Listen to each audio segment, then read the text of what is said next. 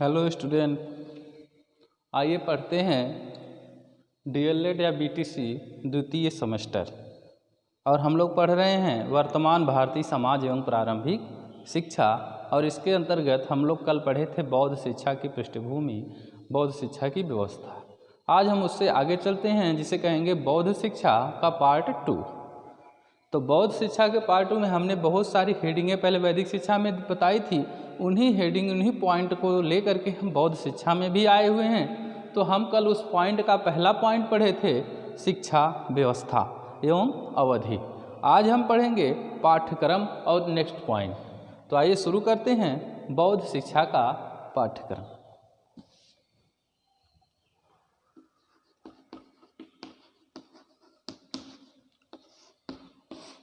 बौद्ध जो शिक्षा प्रणाली थी उसका पाठ्यक्रम जो था 2 भागों में विभक्त था। एक को कहते हैं हम आध्यात्मिक और दूसरे को कहते हैं लौकिक। आध्यात्मिक मतलब वह विषय वस्तु, वह पाठ्य सामग्री जो ईश्वर का हमें ज्ञान कराए, ईश्वर से हमको मिलाए, जो मुक्ति प्रदान करे, उसे कहते हैं आध्यात्मिक। आध्यात्मिक के अंतर्गत महात्मा बुद्ध के उपदेश,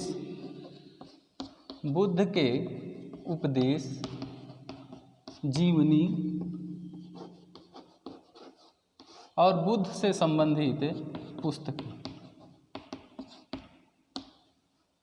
कहने का मतलब यह है, महात्मा बुद्ध की जो ज्ञान की बातें हैं, महात्मा बुद्ध के जो उपदेश हैं, महात्मा बुद्ध का जो जीवन है, वह हमारे आध्यात्मिक और महात्मा बुद्ध से संबंधित पुस्तकें जो हैं वह आध्यात्मिक के अंतर्गत पढ़ाई जाती थी।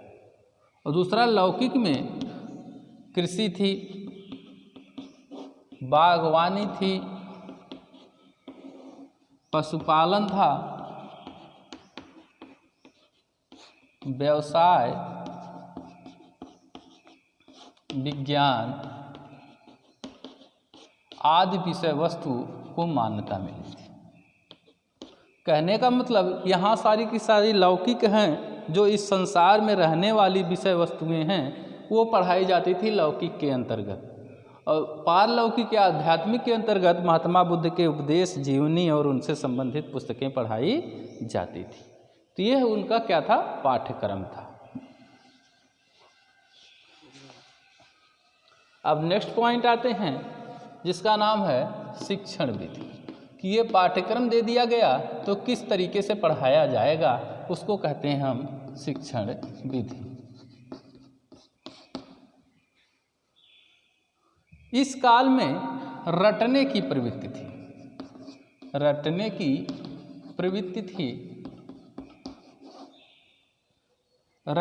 प्रवृत्ति की प्रधानता थी। और इसके साथ साथ ये तो प्रधान प्रवृत्ति थी शिक्षण विधि की, सबको रटाया जाता था। वो महात्मा बुद्ध के जो तीनों विद्याएं हैं, बुद्धम शरणम गच्छामि, धम्मम शरणम गच्छामि और संघम शरणम गच्छामि, इस ज्ञान को क्या है, रटाया जाता था।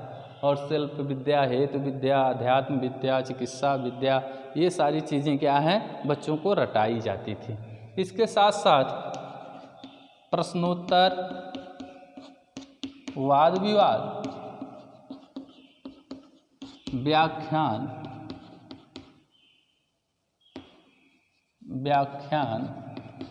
आदि विधियां थी। तो प्रश्नोत्तर का मतलब होता है प्रश्न किया जाए और उत्तर की अपेक्षा किया जाए। वाद विवाद का मतलब है बातचीत के माध्यम से जो है क्या है, बच्चों को पढ़ाया जाए। और व्याख्यान का मतलब है लेक्चर दिया जाए, भाषण के माध्यम से बच्चों को पढ़ाया जाए। तो शिक्षण विधि में रटने की प्रवृत्ति ज़्यादा श्रेष्ठ थी। इसके साथ प्रश्नोत्तर, वाद विवाद और व्याख्यान आदि विधियाँ थीं।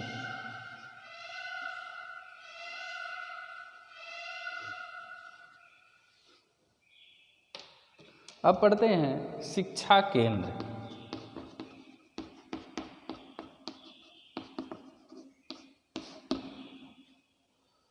इस काल में बौद्ध मठ एवं विहार हुआ करते थे।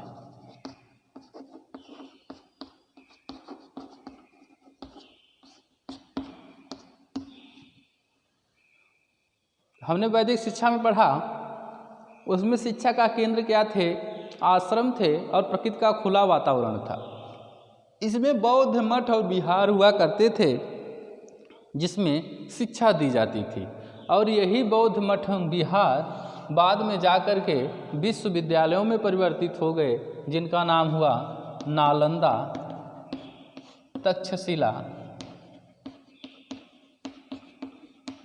विक्रमशिला।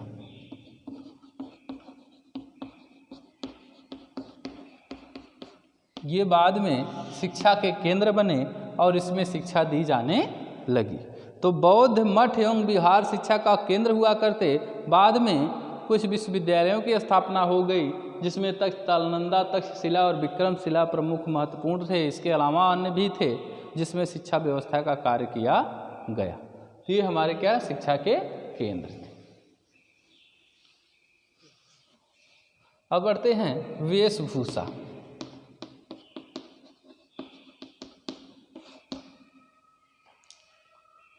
वेशभूषा हमने पहले बताया, जब प्रबज्जा संस्कार बच्चे का होता है तो क्या है, आधा कपड़ा पहना जाता है, सिर के बाल मुड़वाए जाते हैं, एक डंडा दिया जाता है और एक नारियल का कटोरा दिया जाता है। तो वही वेशभूषा इसमें भी है। क्या किया जाता है? सिर के बाल नहीं रहने चाहिए बिल्कुल, और आधा तन पीले वस्त्र से ढका होना चाहिए। पीला वस्त्र से आधा तन ढका होता था और एक हाथ में डंडा पकड़ाया जाता था और एक हाथ में नारियल का कटोरा पकड़ाया जाता था, जिससे वह भिक्षा मांग सके। तो इस स्थिति को क्या हम कहते थे कि बौद्ध भिक्षु कहते थे। जो इस स्थिति को प्राप्त हो जाता था उस मनुष्य को बौद्ध भिक्षु के नाम से पुकारा जाता था। तो ये इनकी वेशभूषा थी। अब आते हैं हम अनुशासन एवं दंड पर।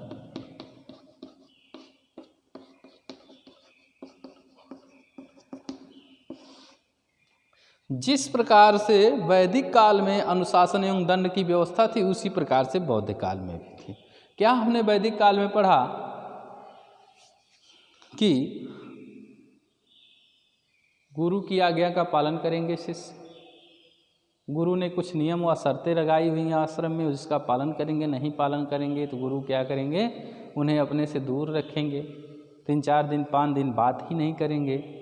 तो ये सब क्या था? वैदिक काल में। उसे वही बौद्ध काल में थे।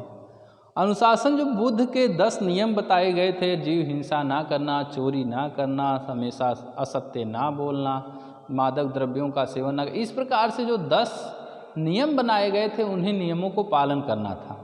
और जो बच्चे इन नियमों को पालन नहीं करते थे, उन्हें दंड के स्वरूप में अकेले भिक्षा मांगने के लिए भेजा जाता था। या जो इनके अध्यापक होते थे, टीचर होते थे, ये क्या करते थे? इनसे बात नहीं करते थे या अपने से दूर इन्हें रखते थे। इस प्रकार के दंड का विधान किया गया था।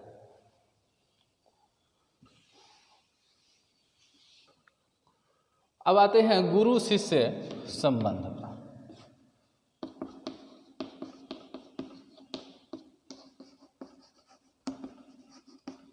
गुरु शिष्य संबंध। जिस प्रकार से वैदिक काल में गुरु शिष्य संबंध था, उसी प्रकार से गुरु शिष्य संबंध इसमें भी था। गुरु जो है अपने शिष्यों को क्या मानते थे? पुत्र के समान मानते थे और उसके साथ व्यवहार करते थे। और शिष्य भी क्या करते थे?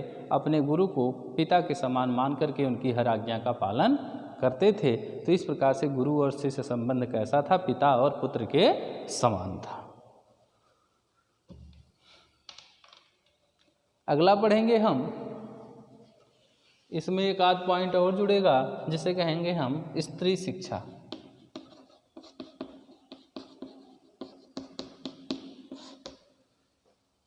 इस काल प्रारंभ के समय से यही वह काल था जिसमें स्त्रियों की शिक्षा सबसे पहले प्रारंभ हुई थी। लेकिन कैसे स्त्रियों की शिक्षा प्रारंभ हुई?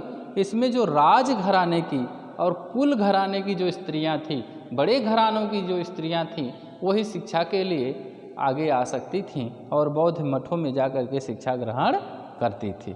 तो राजघराने की और कुलीन स्त्रियां जाकर के बौद्ध मठ और विहारों में शिक्षा ग्रहण करती थी। तो ये इनकी शिक्षा प्रणाली थी। अब हम आते हैं इसका उद्देश्य क्या।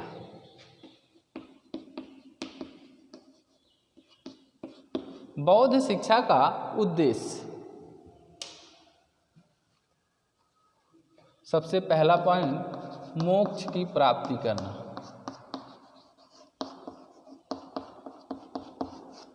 दूसरा है बौद्ध धर्म का प्रचार प्रसार करना।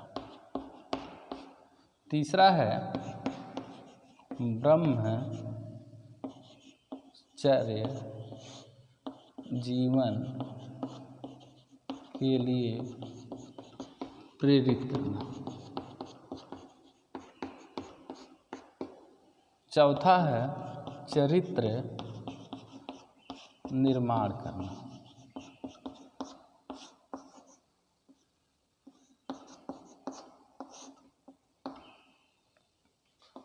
पांचवा है आध्यात्मिक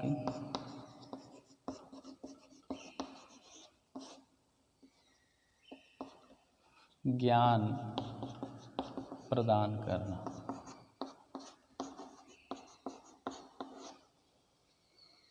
तो क्या इसके उद्देश्य से मोक्ष या मुक्ति की प्राप्ति करना, वैसे सेम टू सेम यही उद्देश्य हमारी वैदिक शिक्षा में भी सबसे प्रथम आता है। वैदिक शिक्षा भी कहती है कि हम इस जीवन मरण के इसके बंधन से मुक्त हो जाएं।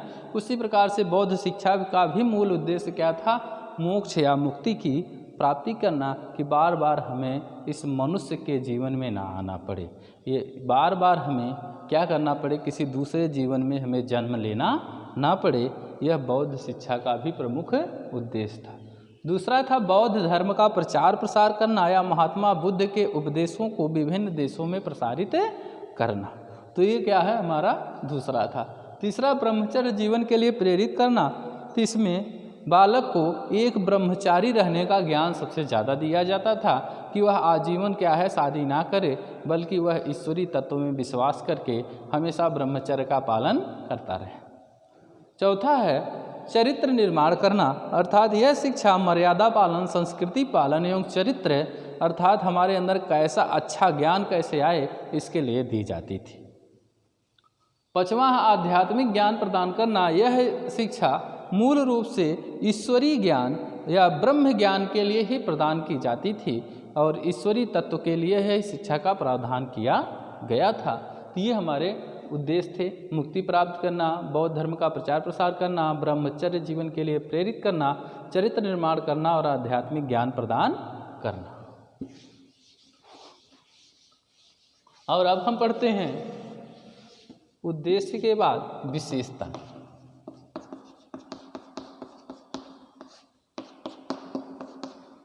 जिसकी पहली विशेषता है निःशुल्क, दूसरी है राजाश्रय से संबंधित,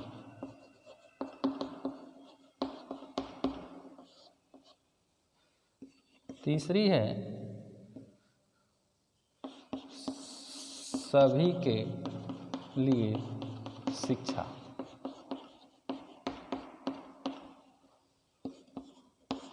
चौथी है सावासीय एवं गृहस्थ, पांचवी है नैतिक उत्थान करना।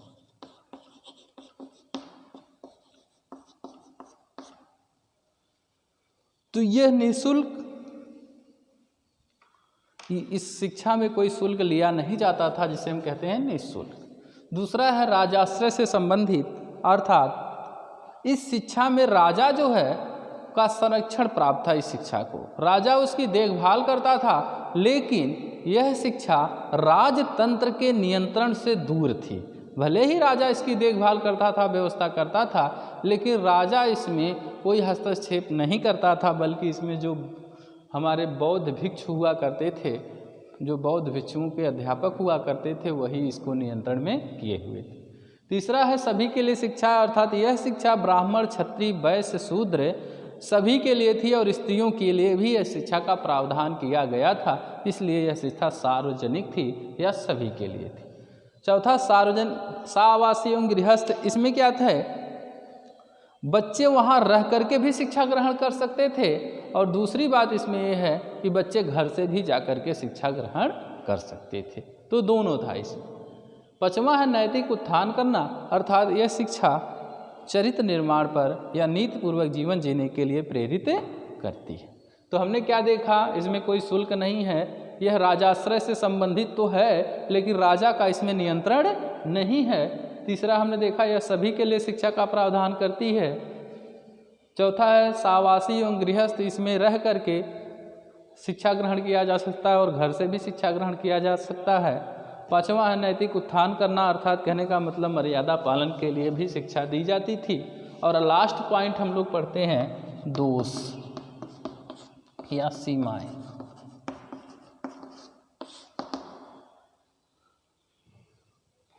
पहला दोष इसमें यही था, स्त्रियों के लिए अनिवार्यता की कमी।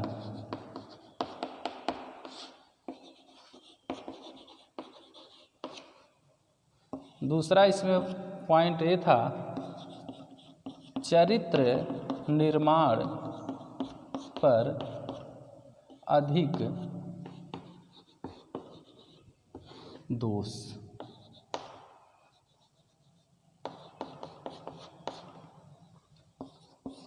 तीसरा पॉइंट था बौद्ध मठ एवं विहारों की विलासिता।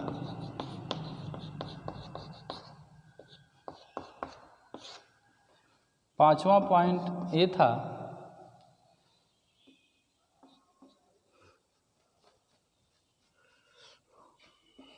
आध्यात्मिक